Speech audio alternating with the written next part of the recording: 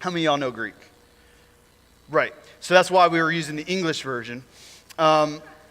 However, you know some Greek. You just don't know you know some Greek. So like I put some words at the bottom. One that you know. You heard the word philosophy? Y'all know what it is? You know what philosophy is? Oh, well, right. Yeah, okay. So that's a translation.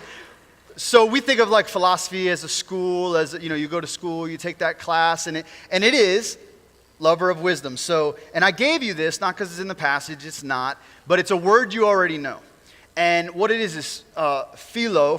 So this is related to love, like philia, brotherly love, affection. So Philadelphia, right, is love for the brother or brotherly love, and philia is love. And so philos is a version of that kind of love, that affection, that commitment. And Sophia is actually the word for wisdom. A lot of us, maybe we've met someone named Sophia. That's a name. It means wisdom. And so a lover of wisdom. So that's what philosophy means. And so to a philosopher is one who loves wisdom, right?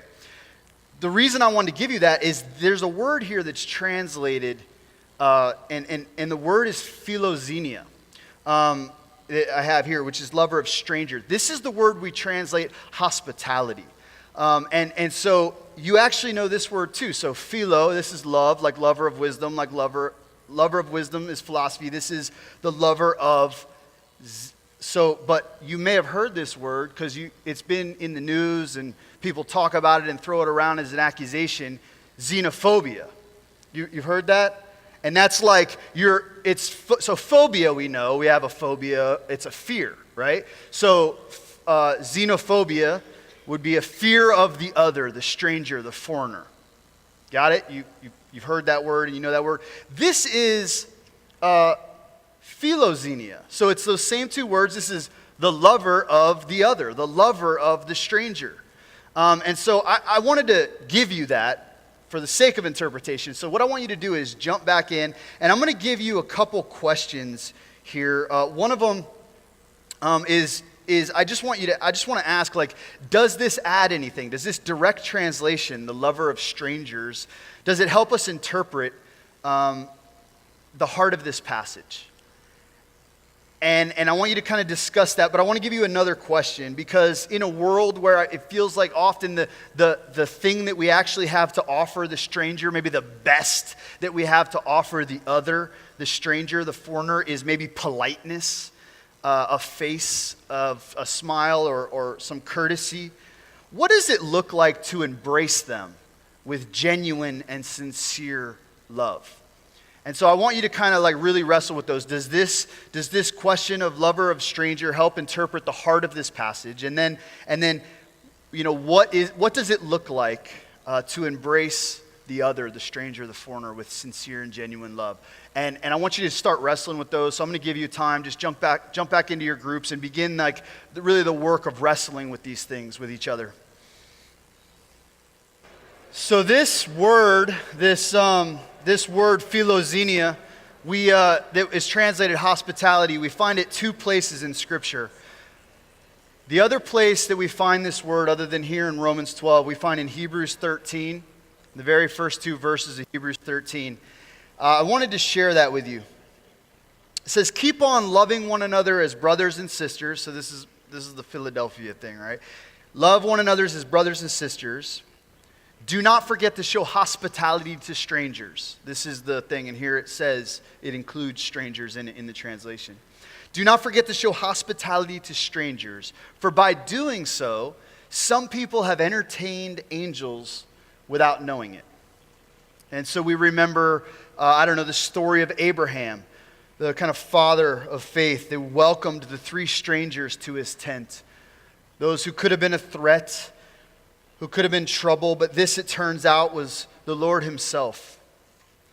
And throughout the Old Testament, there is no more repeated charge than to welcome the stranger. This is what has been known as the stranger ethic, and it is what we find here in this term, translated hospitality. Philoxenia, this call to love the other, the stranger, the foreigner. It's the exact opposite of xenophobia, of fear of the other. Philia instead of phobia. Love instead of fear. Affection and welcome instead of fear and suspicion. This has implications on everything in life, from major political questions to how we're to deal with the knock at the door. You see, fear of the other, though, is normal.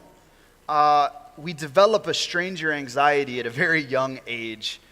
We realize that we're separate individuals, that we're susceptible to death, and that we're vulnerable to others. And so we begin to take serious precautions to maintain safety and control. And we do what it takes to stay alive, to survive. And if that's your highest goal, then opening your door to a stranger is foolish. Opening your table, opening your life, opening your borders, opening your home is itself, regardless of the outcome, a kind of rupture, a kind of crisis. Because it's a risk of vulnerability. It is not necessarily safe. The other, in their strange otherness, is unknown and different, and therefore scary to us. You know, we've been at the Well and the Lake House, been trying for years to practice hospitality, like just keep trying, like you would practice another skill. And there's a story that came to mind. There was a guy, I'm going to call him Bob. Bob just got out of prison, and he was living on the streets. And one of the guys that lived in the lake house met this dude on the corner and began to build a relationship with him. Maybe began with the guy on the corner and he didn't avert his eyes, and he did begin a conversation. And so this guy had a bag of dirty laundry, and he said, well, why don't you come home with me and you can do your laundry? And so Bob comes home, and he comes to do his laundry. And we had a good night. We hung out, we ate dinner, he did laundry. He had a lot of laundry. And, it was cool. All the guys are hanging out, and it was like, welcomed him into our home, which already is like not necessarily safe. This dude just rolled out of prison. We don't know his whole story. And he comes in and, just does laundry. So then it gets late, and he's like, look, I got to be somewhere if I'm going to get inside tonight. I have a friend that might let me stay, or some place that's going to take me in. I got to go. But my laundry's not done. And we're like, well, dude, just, where we live. Come back tomorrow, whatever. We're going to be up for a little bit. Maybe we'll work on it and help finish it, or maybe you could just come tomorrow. But either way, just leave it here. Don't worry about it. So he leaves. Later that night, my brother-in-law, Robbie, comes in. And he's like, has anyone seen my car? And we're like, there's a lot of people here, and we share a lot, so, maybe someone took your car. So we start calling and texting everybody, and nobody borrowed his car. And I was really proud of him. There was a way in which getting robbed all the time, like, purged just of our attachment to things, and we didn't have anything nice anymore, and he had this crappy car. And we actually went in the driveway and found glass in the driveway, and we're like, no, dude, your car's gone. And I remember him laughing, just hysterically. He's like, who would want that car? That car is a piece of crap. I don't understand why anyone would take it. But, it's my car, and I kind of need it back. And so we end up, he calls the police, and he reports his car stolen. Hey, would you keep an eye out for my car? It's not nice, but I'd like to have it back. And later, way late maybe in the early morning, maybe 3, 4 in the morning, the cops call, or they come by or something, they get us. And they say, hey, we found your car. And it was just up the street. And it was Bob. Bob had the car. He had smashed the window in when he left and just went joyriding. Went and picked up a friend and just went and they had partied in that car all night long. And then they got picked up and they got arrested. And so, we got the car back. And actually, another guy that we were hosting, that we had taken in, that we had met on the street, when we brought it back, he was staying on our couch, and he's like, well, I know how to fix that if you guys take me to the junkyard. I just thought it was really cool. He ends up fixing it. But what happened is, so at the time, there was a bunch of us living there, and we were actually So we had made a phone number that we used. This was, I think, a really cool invention. We used like Google Voice, and like, here's a number we could give to anyone, and when someone called it, it went to all of our phones. So it just forwarded to everyone's phone. So if you were available, you could pick up and try to help, or love the person in need who called that line. I dream of a day where we'll all have a phone that rings from one number that people in need could call. But anyway, so the next morning, David and I we were working with the underground, and we were here before Crucible trying to help set up, and I think we were making passage copies or something. We were there early, and my phone rings, and it's that line, and I pick up. And I pick up, and it's this dude, let's say Jeff. And he's like, hey, man, my name's Jeff. I'm a friend of Bob's. Bob said I could come over to your house and do laundry. And I was like, yeah, hold on a second. So I mute the phone. I was sitting with David. I was like, David, so Bob, the guy that just stole Robbie's car, his buddy Jeff is calling. He says he has laundry to do. Either he knows exactly what happened and he's going to come kill us or hurt us or get revenge, or he has no idea and he has some laundry to do. And I don't know what to do. I mean, what do you want to do? He's like, well, yeah, tell him to come over. So I get back on. I say, well, look, dude, we're busy right now. We won't be home until this afternoon, but maybe 2 o'clock. Why don't you come on over? And I'll never forget that day. Like, we got home maybe 1, and he's supposed to come over in about an hour, and we're sitting around talking, and we're like, God, this might be really bad. This could really be dangerous. We don't know how this is going to go. The other guy stole the car. How connected is this? He came. He had laundry. We pulled up the dude's mugshot. We're like, this is your buddy Bob, right? He's like, dude, I had no idea. He stole y'all's car. I didn't know anything about that. I must have talked to him before that happened. Yeah, he was definitely quick to so he didn't kill us. And that's good. But the thing is, we had to kind of lay our lives down to open the door to him. There was a way in which we had to be living as a sacrifice with our very lives in an open hand to welcome him in. The love of a stranger is to lay your life down. Jesus said there's no greater love than this, that a man lay down his life for his friend. And what we see here in the laying down of one's life for a friend is actually laying down one's life for a stranger. The beginning of this section would say love must be sincere. Not hypocritical, not a mask like they wear in a play, not an act, but real, sacrificial love, living sacrifice, love that opens one's home to a stranger, that opens one's heart to be wounded, that opens one's fortress to be invaded.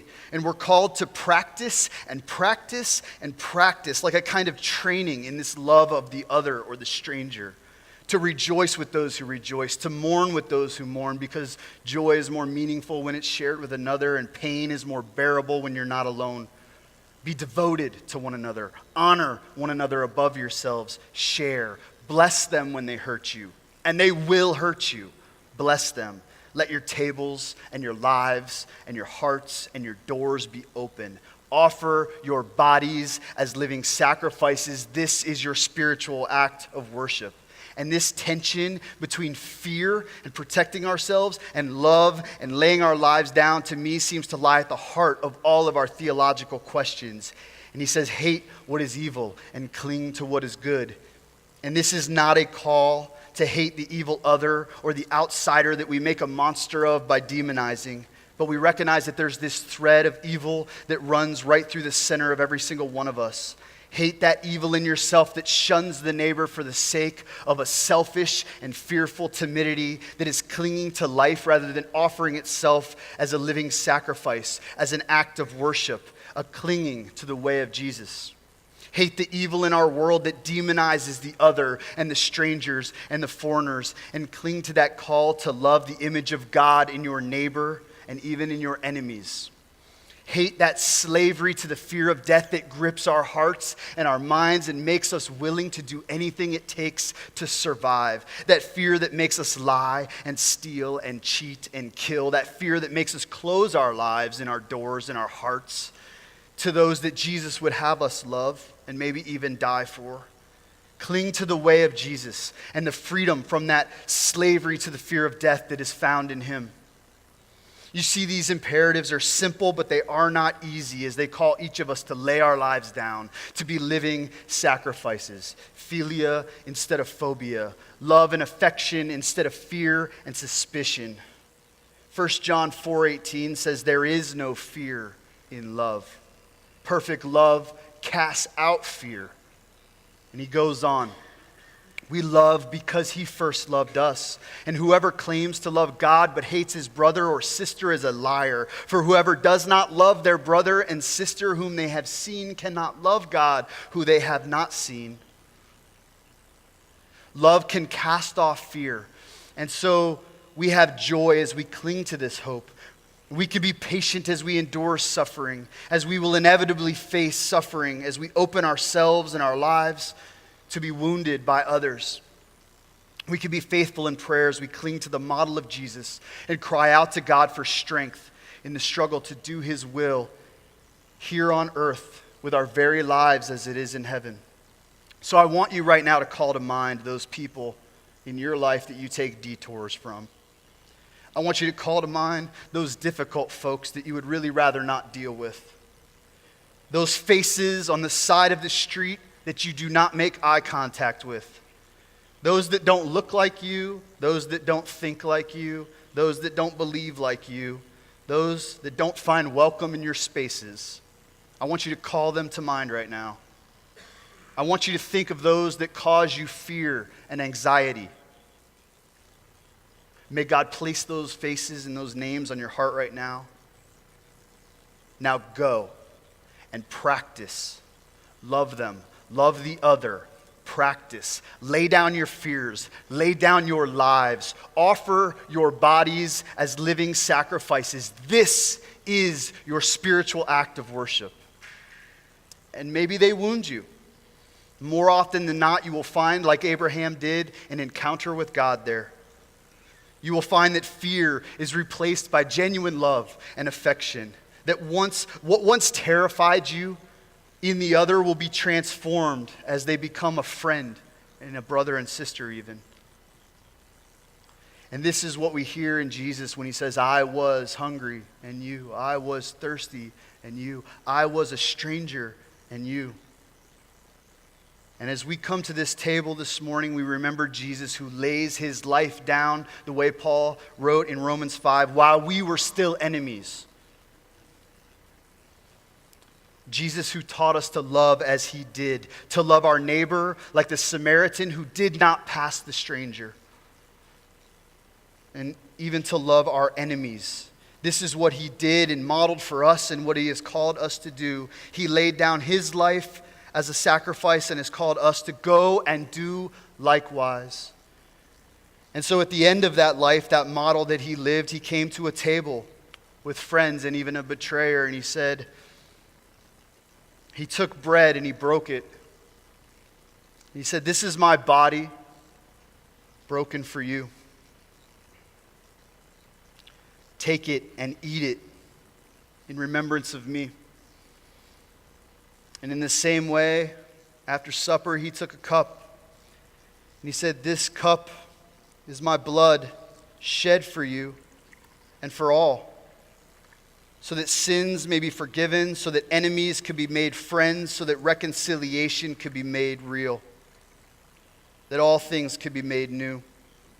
Drink it in remembrance of me. Right, I should have told you to come up, huh? Guys, as you come to the table this morning, I want you to remember those faces that cause you fear and anxiety, those strangers and those people. And I want you to reflect on a body broken and a life laid down. This was the model he gave us. And it's the, where does this go? This is the model. It's the model we've been called to follow.